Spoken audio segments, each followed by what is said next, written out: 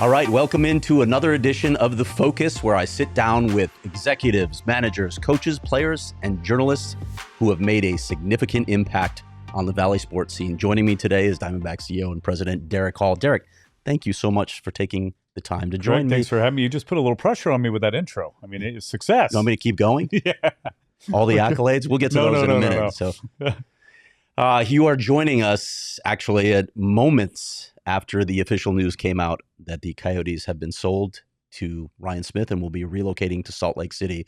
Would love to just get your reaction to this, first of all. Yeah, I mean, it's a sad day, I think for the state, for our market, for all sports fans, and for the community. I mean, we said it all along. We truly believe that we could support all the major sports teams and leagues. And it's truly a dark day for us. And I was hoping that we'd find a solution for everybody involved. And who knows what the future is, but it's just a shame that we had that happen in our market. Yeah, you've had a pretty good relationship with the team over the years. Yeah, we've gotten along great with the Coyotes. We get along with all the teams really well. We're proud of that. We do a lot of exchanges of ideas and get our players over to their events and community events. We tie in together, but the Coyotes have been really involved with us. I have to ask this for the conspiracy theorists. In your statement that you just released, we're disappointed that a solution could not be found. There will be people reading into that given your own situation. Do you want to address that? Oh, I could see that. I mean, maybe it looks self-serving, but it wasn't. It was more so about fans in general and the community.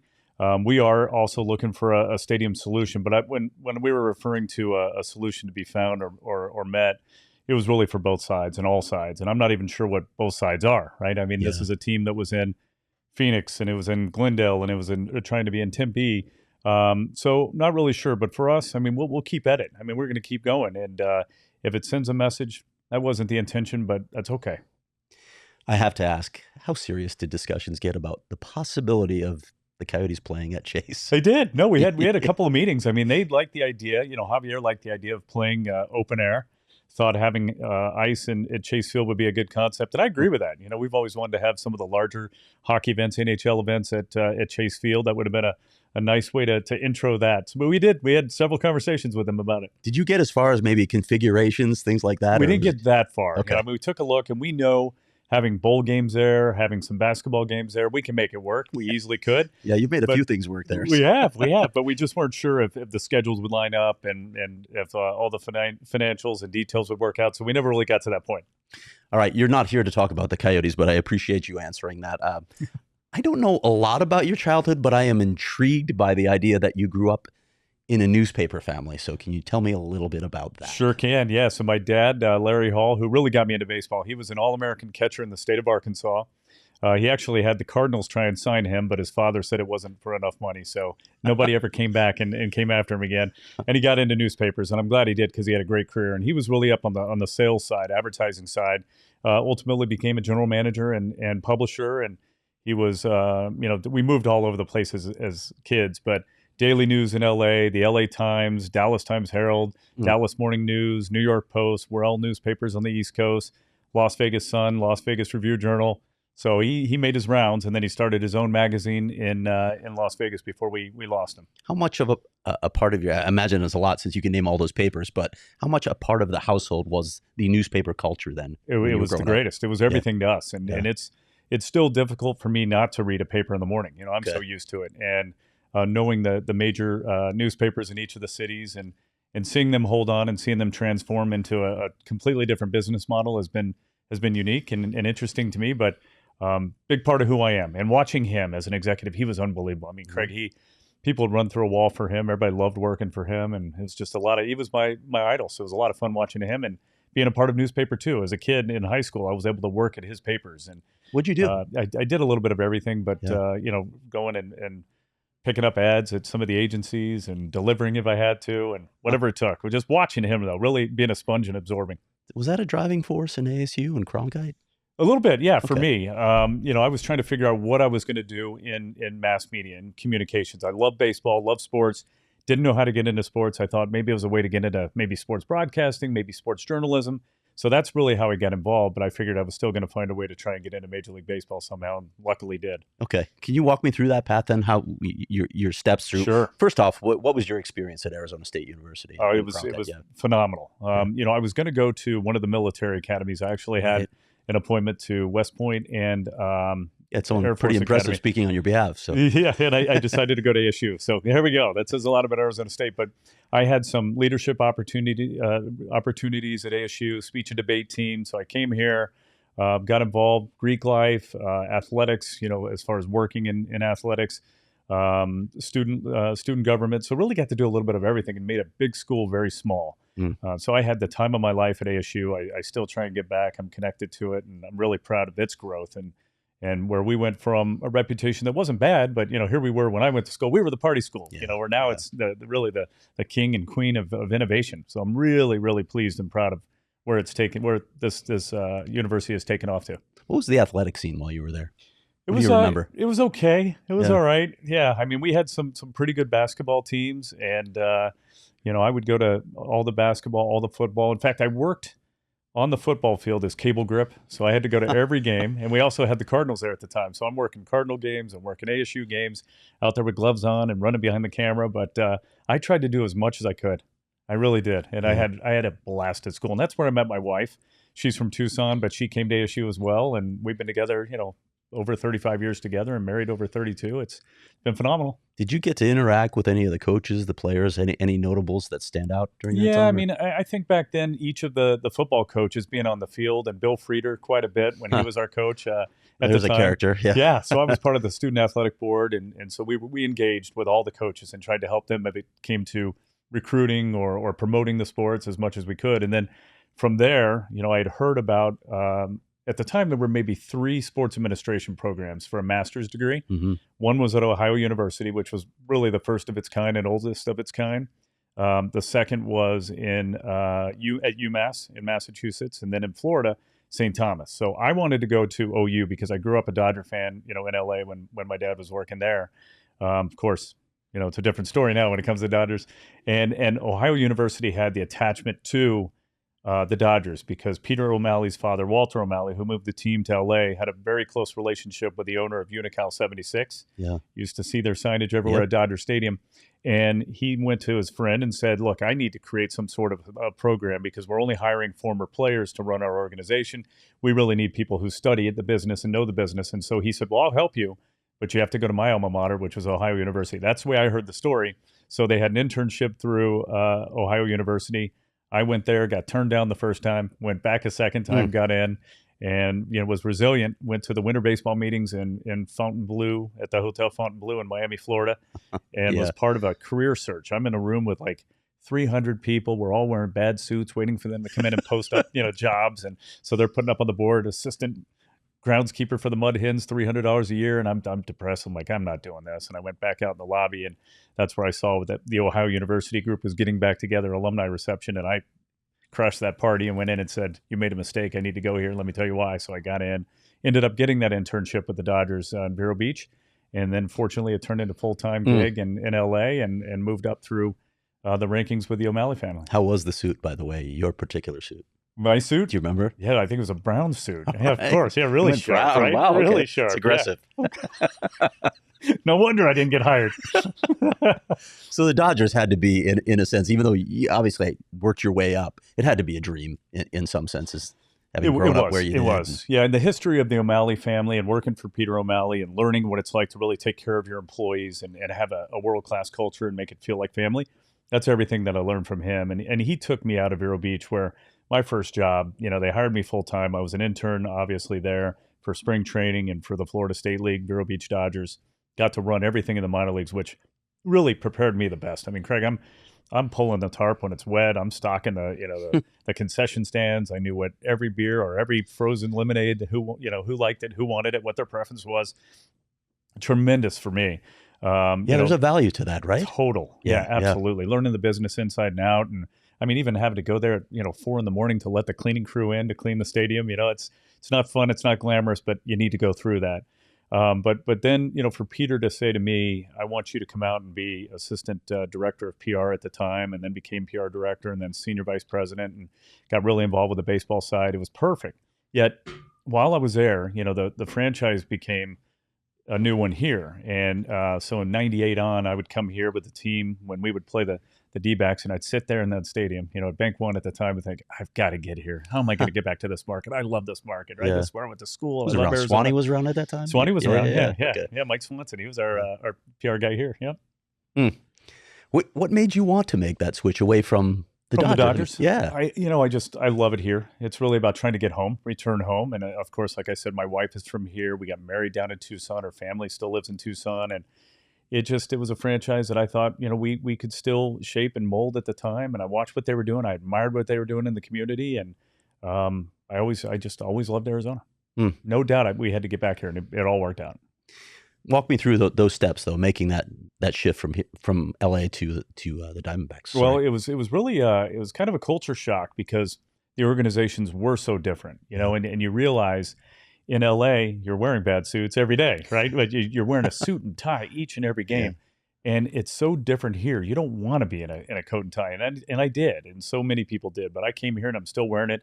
I'm sitting in a game one day, and this woman walks up to me, and my seats at the time, were right by the on-deck circle, right? And now I'm superstitious. We've been winning, so I've stayed up with Gonzo up in a little box. It used to be the GM box. And so, she comes up and says, Mr. Hall, can I tell you something? I said, sure. She said, you look like an idiot. I said, excuse me? She said, it's 110 degrees outside. You're asking us to buy this stuff, and you don't even wear it? And I thought, wow, you're right. And we really changed the culture then, too. But, again, just starting to learn the difference. And when you're in L.A., to have to make a 2-hour drive that should be a 20-minute drive just to get to the ballpark and back. And when I started, games were starting at 8 o'clock at night. You're not getting done till midnight. You're not getting home till 2 in the morning. It was crazy. And so just the simplicity of coming here with a new team that everybody was excited about in this community, unbelievable. Did you feel at home in that space before you got your current position in communications and in public relations and media relations? Yeah. Oh, I did. I did for sure. Yeah, I felt at home right away. And we had a lot of players that were over in LA that had come over here, and so having a Sean Green here or Raul Mondesi, guys I knew, it helped them too. And I knew so many of the staff members, whether it was Swanee or, Casey Wilcox, people I worked with who were here when I got here. It just made it easier. And right away, the front office, our leadership team, we all became family. It's been unbelievable. One of the things we really take great pride in, and so many of our employees come from ASU or U of A or GCU, and they come here, they start as interns or entry-level position, and they move up, and we really retain, and we put time and energy and invest in them growing and get promoted from within, and they're here, and they stay here for life. That's the greatest thing. When you walk through those hallways, and there's placards outside of every office or cubicle that says how long they've been there, since 2015, since 2005. But you go down the hallway and your jaw drop like, wow, these people have been here forever. And that's what really breaks your heart, too, when you see what happened today when a team is leaving and so many people are out of work because they love this. They wear these logos. They wear that Coyotes logo, that D-back logo, the Suns logo, Cardinals, each and Mercury, each and every day with pride. I mean, it's unbelievable, right? That's why we have this gear. I don't mean to put you on the spot with that, but one thing that you've gained accolades for is creating a positive workspace. There's been a lot of talk about it. Having covered the Coyotes, I know that wasn't always the case there. What is your philosophy there? What do you want the workplace to look like for the Diamondbacks? Well, it's a very tough business in baseball because, we have 162 games. We're the longest season of any sport. You've got 6 weeks of spring training before that. You hope to have postseason on top of that, which we obviously did last year, going all the way to the World Series, and long hours. And so we want people to still feel really good about coming to work. Again, it's that word family, and it's open door, and there's really no silos whatsoever. It's a sense of belonging. It's a sense of ownership, and no experts really, right? I mean, we don't know too much. Make mistakes, but learn from those mistakes. And I think that's really the culture there, and really care for one another. We're not all going to agree all the time, but we're going to help each other out. We're going to walk out the door on the same page, and there is an extreme sense of unity, and everybody's really proud of their job and really proud of that logo and proud of the brand. What does a UN award look like, Derrick? A UN award? That scared me. I looked at that. I was like, Not many people get those. No, so I remember in my office one day, my assistant yells out to me, "Hey, the United Nations is on the phone." And I thought, "Oh my gosh, what did we do in the Dominican? What did we do wrong? What happened?" And so I get on it, and they're creating this, this positive peace, PEACE, positive peace award, and they had done them for years with companies, and I think like Hallmark had just won, and they're telling me some of these brands and big companies that have won, and now they were going to do it for the first time in sports. And so they're doing all their research, and they're looking at premier soccer leagues, and they're looking at NBA teams and NFL teams.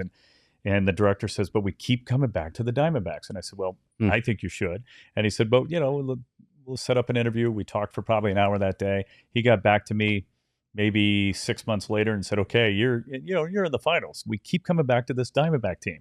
And so they interviewed us a little more, and right around the holidays that year, he called up and said, "Okay, you are now officially the first and most positive team in all of sports worldwide." That's pretty good. That says a lot about our employees. That's really our employees. What's your place in this community? When you define your place in this community, what would you say? Our team? Yeah. We have tremendous impact on the community, and it's not something that we do to pat ourselves on the back. I mean, we're going to surpass $85 million in community giving this year. We're lucky that we can give back more than all of the other local sports teams combined, and that's just going to continue to grow.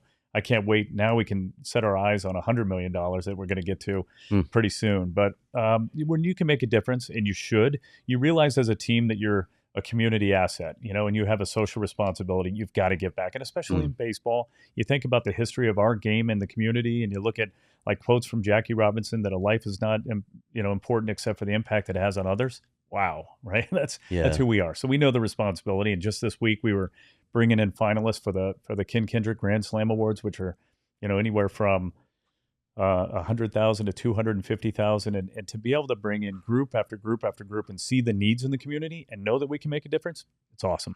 I want to ask you about you've been pretty public about it, your battle with prostate cancer. Yeah. How did that alter your life or alter your perspective? Well, it did for sure. And there's way too much cancer, especially in my family. I mentioned I'd lost my dad. I lost him to pancreatic cancer, and he was only 68. And that's a really tough one to get. Prostate cancer, I lucked into it. I don't say I lucked into the cancer. I lucked into detecting it. I'd gone for a full screening, and I was seeing a cardiologist and just getting my numbers back to where they should be and normal. And he called up and said, "Everything looks great." And I said, "Oh, good." He said, "Oh, wait. And he said, "I got to tell you, for some reason, we accidentally drew a PSA test." I didn't even know what a PSA was. And he said, "We need you to go see a urologist." And I was shocked, but I'm glad I did. And I'm glad they accidentally took that test, or who knows, I probably wouldn't be here today. So that was back in 2011. I was only, in my 40s, and quickly took care of business. And then my wife went through about 7 years ago, triple negative breast cancer, which used to be a death warrant, and not today. More and more are surviving, and you just got to get to the other side, which she did. And it's, when you're 5+ years behind you, chances of it coming back are very slim.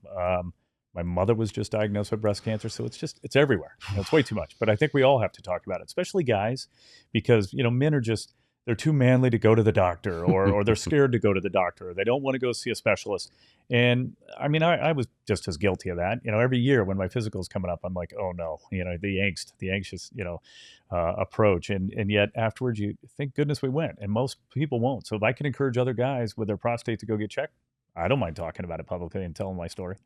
There's no easy transition out of that topic, but I want to move on to the Diamond and talk to you a little bit about, well, first of all, this offseason. It was a difficult offseason in some ways, with some of the uncertainty around the arena, the stadium and TV. Yeah. How did you navigate that? It was tough. Derrick? So the last couple of years have been really brutal when it came to collective bargaining. We had the work stoppage. And of course, before that, the pandemic is like nothing I've ever been through. I think if you talk to all my counterparts, they're going to tell you one of the most difficult times, where you're playing a limited amount of games with cardboard fans in the stands and piping in sound of fans. It was the craziest thing I've ever been through.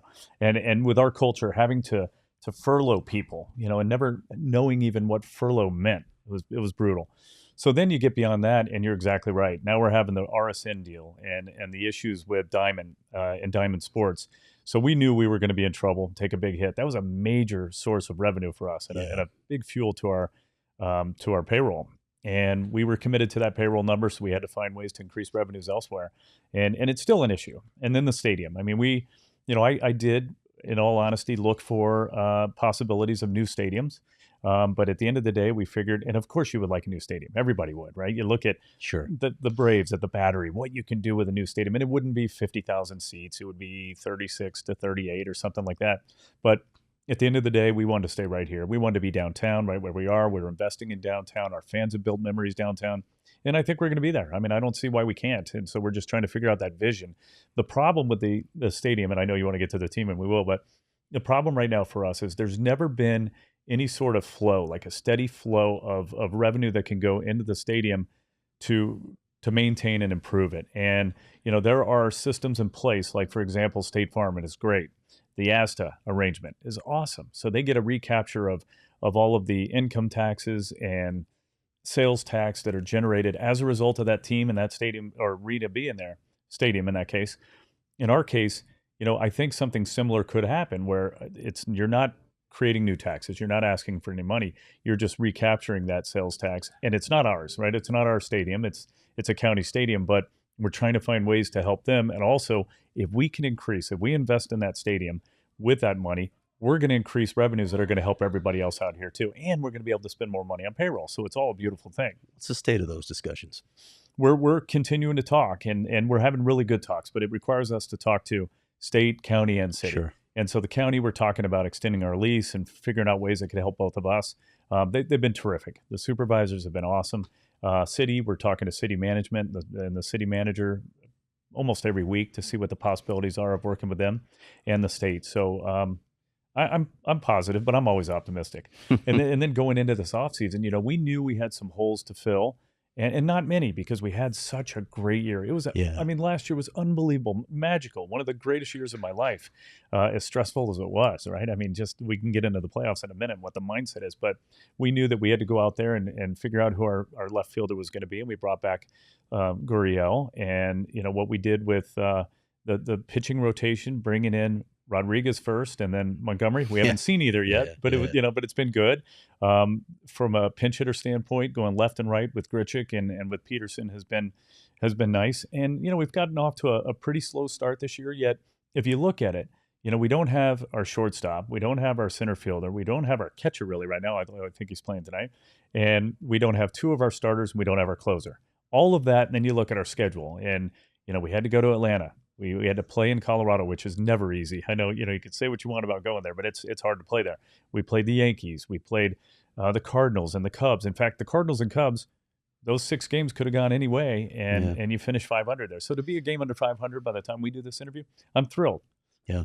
You were, I think you surprised some people with how active you were in the offseason. What was the philosophy? What was the discussion heading into the offseason? Yeah, we've always said that, our ownership group has never put a penny in their pocket. And so they're always going to invest every penny, every dime that we make onto the field or into the stadium or the experience. And so in this case, we had such an uplift in revenue that we generated because of the playoffs. And we thought, we're going to reinvest that in the team. Our fans deserve it. There was so much excitement. We were so close. Now, it's really hard to repeat, right? It's hard to get to the World Series, hard enough, but it's hard to get back there. But we figured we better give ourselves a chance and fill as many holes as we could. But it was unbelievable. And last year, we kind of backed in, and you remember last year, we started out hot, or about midway through the season. We were 16 games over 500. We had the best record in baseball, or in the National League, even better than the Braves at the time. And then the tires fell off, and we hit the skids. And here we were 2 games under 500 and wondering if we could claw our way out of it. And it was right around the trade deadline. And, Hazen and I had several conversations, and Mike's like, I completely understand if you don't want to do anything with this team the way we're playing. And we all thought, no, we're going to do it. We're going to send a message to Torrey and to the players, and we went out and addressed needs then, went and got our closer. We went and got Tommy Pham, who was so important.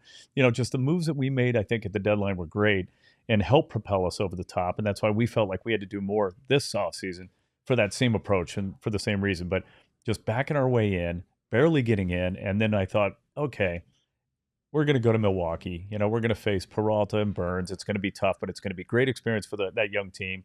They're going to lose, but it'll be all right. They sweep them. Now we're going to L.A. Well, we know how we play against L.A. All right. This is going to be even better experience, right? They just beat Milwaukee, but we're going to go there, and if we lose, that's all right. It was a good experience. And we sweep them. And it's, wow. Well, now we got to play Philly. And so we go to Philly. Of course, we dropped the first 2. We come back. We didn't even things up, but we kept ourselves in it, went back to Philly, and you have to win 7 and 8. Or 6 and 7. I mean, what are the chances of winning games 6 and 7 in Philadelphia? And that's one of the most hostile places I've ever been, and to their credit.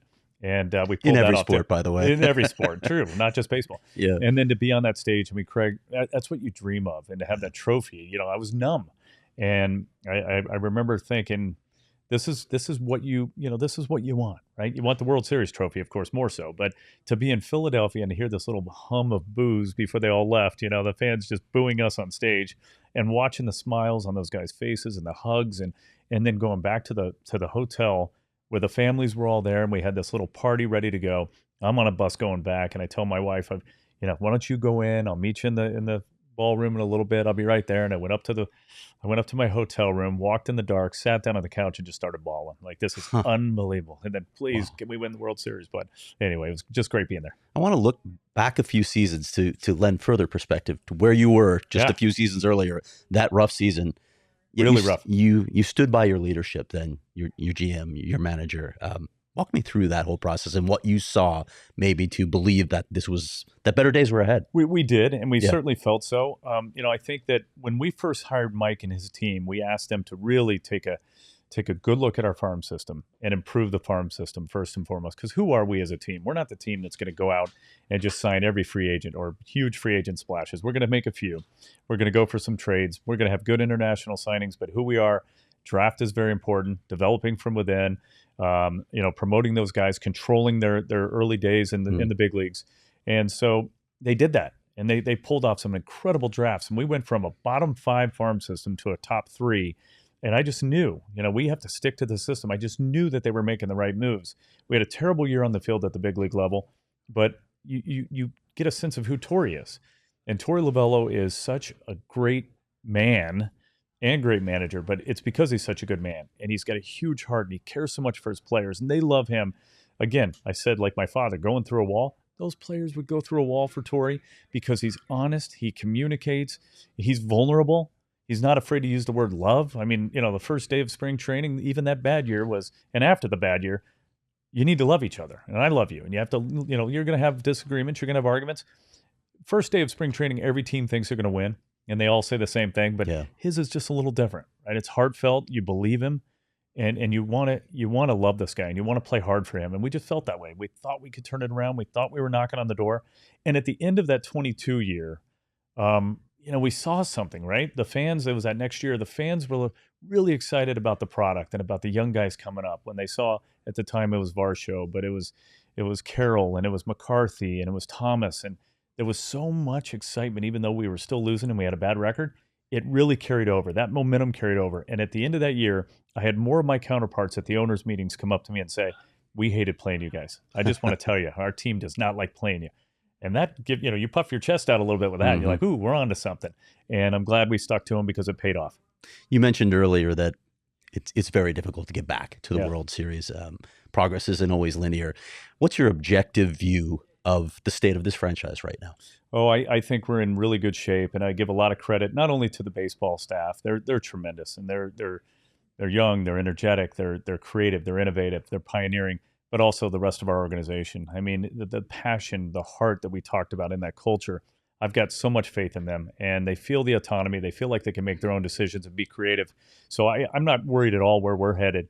What you don't have control over, obviously, each and every year when it's just about wins and losses, you staying healthy, how the ball bounces, you're going to have bad luck. Those things are going to happen. I mean, we've got a lot of injuries this year, but we'll get over it.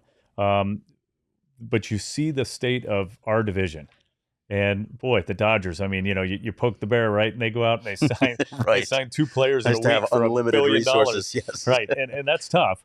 But you can't overreact to that. You have to remember who you are and stay in your lane, and things will happen like last year. The Giants, have stepped up, and they're spending a lot of money.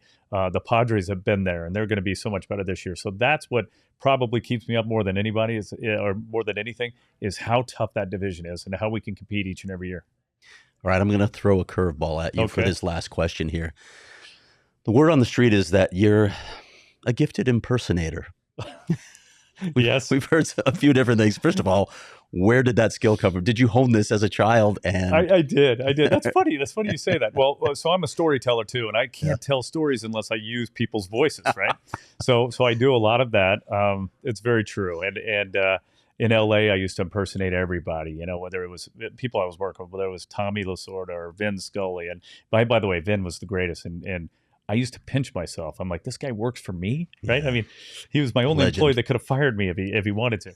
But it's fun. I do I pick up on voices. I pick up on gestures and movements, and it helps me tell stories. Do you care to offer one here, Derrick? No. I mean, it just depends. Again, if I'm telling a story, if I was telling a Vin Scully story, and that one's not great, but I'm playing golf with him, and he was such a good guy, and he would take me golfing like at Bel Air Country Club, and he's wearing a straw hat, and he's got long wool sleeves because he's fair skinned. He's got 2 gloves on, and he stands over a putt, and he misses it like a 2-foot putt, and he says, "Oh, dirty name," and I go, "No, Vin, say it." No, dirty name, right? Come on, one time, just no. But it's just storytelling, right? I will do Ken Kendrick all the time, and I'll as I'm telling stories and I'm doing him. I can't tell a story unless I'm doing the voice. Yeah. I would love to hear more of those at some point. I'll give you a whole. Yeah, I can run through them all. Derrick, thank you so much for carving out some time. I know this is a very busy time of year for you. Thanks for sitting down with us on another edition of The Focus. We all silly like the mayor.